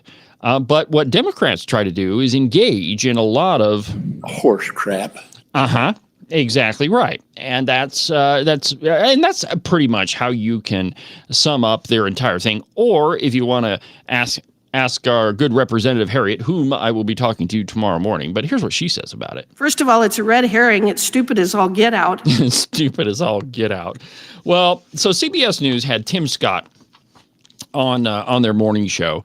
And they really attempted to try to trap him in this whole your truth, my truth thing. But the piece in the Blaze says, and I quote, Senator Tim Scott is a lawmaker known for speaking openly about his Christian faith. Last week, he appeared on CBS Mornings Plus to promote his new book, One Nation Always Under God. But instead of asking about the book, CBS News anchor Adriana Diaz chose to challenge the legitimacy of Scott's faith with a now familiar line of attack. Quote, as a practicing Christian, how do you reconcile your support for President Trump when many people see his actions of lacking values? And I've got a piece of that video here, and let me just see if I can pull it up for you. It's kind of long, and I'll see if I can fast forward through it. Let's see here. You know, by the way, Agent 29 needs to stop gallivanting around, whatever it is that he's doing. Actually, he's on legislative business today. But here's that Tim Scott video, and like I said, I'll try to fast forward to the important part. But here we go. Past, the foundation of this country has always been a Judeo-Christian. It is undeniable that the root system has been our Christian values. But Senator, you know, you say that truth is not subjective, that there is one fundamental truth. Yes. But in a day like today, people have different truths, right? Like on immigration, some people's truth is if you're in this country and even if you didn't come here legally, but you're paying taxes, you're contributing, you should say. Other people's truth is, if you came here legally, you shouldn't be here. How can there be one truth at a time? Like, okay, stop. Those are not different truths. Those are opinions. An opinion is not a fact. You know, the trouble with our liberal friends is they believe so much that just isn't so. To quote Ronald Reagan, but just because you have a different opinion, that doesn't make it true. And that's the whole problem with all of these redcoats, is that they refuse to look at things that are demonstrably true. And instead, they use language to try to convince you that there are different truths. You know, my truth is different than your truth. No. Your opinion is different than your truth. You know, you can believe whatever you want, but the facts don't agree with you. You know, you can what is the old saying? You can make up your own opinion, but you can't make up your own facts. And that's exactly what Democrats are doing. There is only one truth, my friends. Let's go ahead and continue. Today, when different people feel they have different truths. Well, I think there's a big difference between your experiences and your opinion and the truth. The truth is that if you were to immigrate or go to Mexico illegally, they would have real strong sentences against you. I think the second time you were caught in Mexico, I believe it is, your sentence is up between 2 and 10 years. The fact of the matter is every nation on the planet has rules that say if you're in the country illegally, that is a crime. That's a problem. The question is, how do we deal with that issue? And frankly, I believe that this notion of objective truth is a necessary component for any functioning society. It's an opinion, or it's your desire for people to come into the country any really way you want to. I don't share that opinion. I think that our laws of our country are set upon an objective fact that if you're here illegally, then you have broken the law. The question is, what do we do about that? And I think our approach has been a very clear approach, which is that we look for the violent criminals first to get them out of our country. That is, in my opinion, the most effective way to do it. If I may, Senator, Here she goes as a again. practicing Christian, Yes. As a practicing Christian, how do you reconcile your support for President Trump when many people see his actions as lacking Christian values? When you look at cutting foreign aid that supports the poor overseas, when you look at his rhetoric toward migrants, or even calling Chuck Schumer, telling him to go to hell in the last few days? Well, I've heard a lot of politicians say a lot of things about other politicians. I'll simply say in my book, One Nation Always Under God, which you'll find very quickly are stories of he has to pump his own book. Christians They're not who going have a to. strong profile in multiple areas of our nation's important institutions. All right. Being able to put ourselves back on solid ground is really important. But specifically, if you think about Maybe what I can President stop it. There we go. Okay. So, CBS isn't going, they didn't have him on there to talk about his book. They had him on there to bash him, his faith, and President Trump. And that's the only thing that they were interested in. And to try to confuse and obfuscate, and it's still kind of amazing that the left is using this same narrative of your truth, my truth, but there's only one objective truth, my friends. That's it. You don't get to decide what it is, that your opinion is fact. I mean, that's just not the case. And the truth is, if you want to know why we have such a difficulty in discussing a lot of things, is that we don't agree on the facts. In order to have a solid debate, we have to first agree on what it is that we're arguing about. We have to agree on the definitions of the terms we're going to use, and that's the only way that you can move forward. And if you're not going to agree on the facts, it's very difficult to have any sort of conversation whatsoever. I can't tell you how many times I've invited redcoat politicians on this program, and you might say, well, David, they won't come on the program because you call them a redcoat. Well, I deal in objective facts, my friends. If you are somebody who votes with the Democrats 78.69% of the time, Ogden Driscoll, then you are not acting like a Republican. You are not acting like a conservative. And I guarantee you, when the people of your district find out how exactly it is that you vote, they're not going to agree with you either, simply because you've been lying to them. And it's one of the greatest insults that politicians in Wyoming do is they tell their constituents, hey, I'm a conservative. And I know you've heard me say this over and over, but it is absolutely a fact that we have a lot of politicians that say, oh, no, I'm a conservative. We spend too much money. Government's too big. I love my guns. Abortion's wrong. Go ahead and vote for me. And then we do. And they go down to Cheyenne and they vote entirely the opposite. Ogden Driscoll is nothing more than a big government liberal. Now, he's trying to hide behind this whole free market thing right now, which I would love to have you on the program, Ogden. In fact, during the last session, I told you we had a debate all lined up, and then old Augie ghosted me. He refused to respond to any emails. He actually said that he had to ask Senate leadership if he could sit down and have a debate with me. How big of you, Ogden? But instead, last night, he took to my Facebook page and tried to attack me. But anyway, Augie, you're welcome to come on the program. And if you were, half as confident as you act online, you'll be calling me tomorrow. I doubt very seriously that he'll do that because, he'd rather just be the keyboard warrior and attack people on social media than he would to actually come on a program and defend his views. But anyway, that's the problem we have, my friends. You have a bunch of people that they would rather lie to you. I mean, they would rather misdirect you. They would rather confuse you than they would actually dealing with facts. And I mentioned one earlier. Spent nuclear fuel rods are nuclear waste, and nuclear waste is spent nuclear fuel rods. They are this one and the same thing. And Augie, it doesn't matter how much you try to spin things, you can't spin out of the facts, my friend. And there's a lot of politicians like that. I mean, that last minerals interim committee meeting, it was jam-packed full of people saying, oh, no, it's spent nuclear fuel. Get the terminology right. It's just ridiculous. But we got to deal in facts.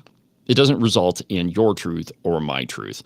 And that's precisely why those folks had Tim Scott on. It wasn't to have a conversation with him, and it certainly wasn't about to talk about his book. Oh, as it relates to books, and this is a long ways out on the program, but I just wanted to show you this one. On September 3rd, I'm going to have Peter Cousins on the program to talk about his book, Deadwood. Now, I haven't read this yet. It's next on my list. Usually when an author wants to come on the program, I have them send me an advance copy of their book so that I can read it and so I know what they're talking about. Well, what I've been told is that there's some new stuff in here about Wild Bill Hickok. And, I'm a historian and I love Western history. So I thought, hey, send me the book. I'll peruse it and then come on the program and we'll talk about it. So that's happening next month. And this is just another, if you don't toot your own horn, nobody else will. But there's very few other programs, if any, that are having the type of guests that Cowboy State Politics does. And I'm very proud of that. I love having different people on and talking about them. And if you've noticed, we've had some folks on the other side on the program recently. Trey Sherwood, the former Chief Justice, Kate Fox. I thought that was an interesting conversation. But anyway, let's see here. We got about 15 minutes left, so I think I'm going to save this red-green story for tomorrow. But one thing I haven't talked about yet this week is Tulsi Gabbard is continuing her assault on James Clapper and the Obamagate Russia hoax. This is from The Blaze, and I quote, DNI Tulsi Gabbard was asked in a recent interview about joining the military in the wake of 9/11 and her 2004 deployment to Iraq. After reflecting on her friend's slaying by an IED and on the terrible prices paid by some of her other fellow service members, Gabbard told Miranda Devine, host of the Podforce One, and their memories, their service, their sacrifices of their families motivates the work that we do every day to make sure the president has the best, most objective, relevant intelligence that he can to make the best informed decisions. The DNI noted that she knows firsthand from the Iraq War what the implications are when you have intelligence weaponized and in that case manufactured to start a regime change war that I served in and that so many of my friends served in and too many of my friends and too many Americans lost their lives in. Quote, James Clapper was on the team that created that manufactured intelligence assessment that led to the Iraq War. And I'm going to touch on this in just a second, so keep your pants on. There's two sides to this one. Gabbard identified one of the individuals responsible for the deceit that greased America's way to Iraq, former DNI James Clapper. Before Clapper settled into President Barack Obama's inner circle, he served as former President George W. Bush's director of the National Geospatial Intelligence Agency, the Pentagon unit responsible for analyzing spy satellite photos as well as other technically gathered intelligence, including soil samples. Bush established the Commission on the Intelligence Capabilities of the United States Regarding Weapons of Mass Destruction in 2024. That's a long title of an agency. Holy crap. To investigate the intelligence concerning weapons of mass destruction prior to the 2003 invasion of Iraq. On the brink of a war and in front of the whole world, the U.S. government asserted that Saddam Hussein had reconstituted his nuclear weapons program, had biological weapons and mobile biological weapon production facilities, and had stockpiled and was producing chemical weapons. All of this was based on the assessments of the U.S. intelligence community, and not one bit of it could be confirmed when the war was over. When assigning blame, the report noted that it was partly a, quote, a failure on the part of those who collect intelligence, CIA's and the Defense Intelligence Agency spies, the National Security Agency eavesdroppers. All right, so it goes on. Now, I mean, it's a pretty detailed article, and it's fairly, I mean, it's 2.5 pages long. But I have talked to other veterans who were there, who claim to have seen, at least parts that would be used for weapons of mass destruction. And so there are two sides to this, but I don't think that there's any denying that people like James Clapper whipped up a furor around it. I don't know that they overplayed it, but at least according to Tulsi Gabbard, there was no proof whatsoever. Again, I mean, I've heard there's two sides to this whole thing, but at least according to Tulsi, well, they couldn't prove it. Well, we've pretty much burned up another busy broadcast hour on the program. Well, you know what? Before I end, I was going to end this early, and then I remembered that I had this piece from the New York Post. One of the comments that I've made repeatedly is that it is time to see people in little shiny silver bracelets. Somebody has got to go to jail over what they did to Donald Trump. And if they don't, I don't know that we can have too much faith in our justice system, no matter who is manning the helm. President Trump, he said he's going to hold people accountable, and I hope that he does. But in the event that 4 years go by and nobody gets indicted and nobody ends up in handcuffs and nobody goes to jail about that coup, and it was a coup that was orchestrated on the president of the United States, I don't know how much faith I'm going to have in the American justice system. But according to the New York Post, J.D. Vance says that you're going to see a lot of people get indicted over Russiagate. I hope he's telling the truth. I have no reason to believe that he isn't. Quote, Vice President J.D. Vance said in an interview Sunday that, quote, a lot of people are about to get indicted over the Obama administration's machinations on so-called Russiagate, which I think we should call Obamagate. Without divulging specific names of who will get charged, Vance pointed to recent disclosures from DNI Tulsi Gabbard, gal that we just talked about, as ironclad evidence that there had been, quote, an aggressive violation of the law revolving around Russiagate. Quote, I absolutely want to see indictments, Vance told Fox News. Of course, you've got to have the law. You've got to have the law follow the facts here. You don't just get to indict people to indict people. You indict people because they broke the law. If you look at what Tulsi and Kash Patel have revealed in the last couple of weeks, I don't know how anybody can look at that at the end of the day and say that there wasn't an aggressive violation of the law. I absolutely think they broke the law, and you're going to see a lot of people get indicted for that, he later added. Among the disclosures from Tulsi Gabbard was the declassification of the 2020 House Intelligence Committee report crafted by Republicans that found there was insufficient evidence that Russia favored President Donald Trump in 2016. And as it turns out, the reverse was actually true, that the Russians wanted Hillary Clinton to win the election because they had so much dirt on her. I mean, it makes sense, right? Why would Putin want Trump to be the president? It just doesn't make any sense. And considering what's going on right now, obviously that shouldn't have been his first choice. Gabbard also divulged material showcasing that top intelligence bosses had evidence that Russia did not hack the 2016 voting systems in a way that allowed them to change the election outcome. Quote, what they basically did is they defrauded the American people in order to take Hillary Clinton's presidential campaign talking points and turn them into intelligence, Vance said, accusing the Obama-era intelligence apparatus of, quote, lying about what the intel said. They would take something that supported a Hillary Clinton campaign talking point, and they would overemphasize it and exaggerate it. They took anything that actually contradicted that narrative, and they buried it deep. Following the revelations from Gabbard, the Justice Department formed a strike force to begin assessing whether there was any criminal violations of what had been uncovered. Last week, U.S. Attorney General Pam Bondi moved to open a grand jury to probe the Obama administration officials. Vance broadly argued that, quote, they actually laundered Hillary Clinton's presidential campaign talking points through the American intelligence services. Former CIA Director John Brennan and former DNI James Clapper have hit back at Gabbard. So a spokesman for Barack Obama issued a rare statement rebuffing Tulsi Gabbard, which said the bizarre allegations are ridiculous and a weak attempt at distraction. Nothing in the document issued last week undercuts the widely accepted conclusion that Russia worked to, yeah, whatever, except everything in there contradicted that. But so anyway, Vance says that there's going to be some shiny bracelets being handed out. I certainly hope so. And for Americans, I mean, I got to tell you, we have to have faith in our justice system. And I thought, I thought we were kind of turning the corner when, like, Bob Menendez got sent to prison. The guy with the gold bars who had been in trouble, who's a senator for forever and, continued to get, had all sorts of corruption charges against him. And he was almost like Teflon Don for a while, but he's in prison now.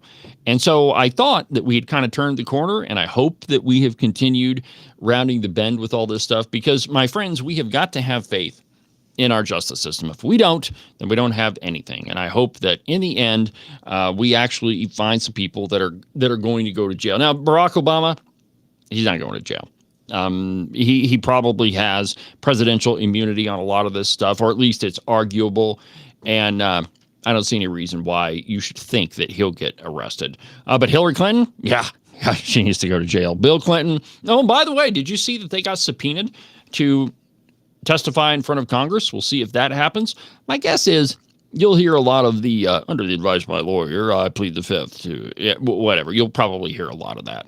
But anyway, my friends, that'll do it for another busy broadcast day on the program. Tomorrow, another busy broadcast morning, and you don't want to miss it. We've got a lot of interviews this week, and all of them are great. So we'll do that tomorrow. So from the base of the Bighorns at the Cowboy State Politics Studio, I'm David Iverson, and this is Cowboy State Politics. I got birthday planning to do. Got to go take care of my lovely bride.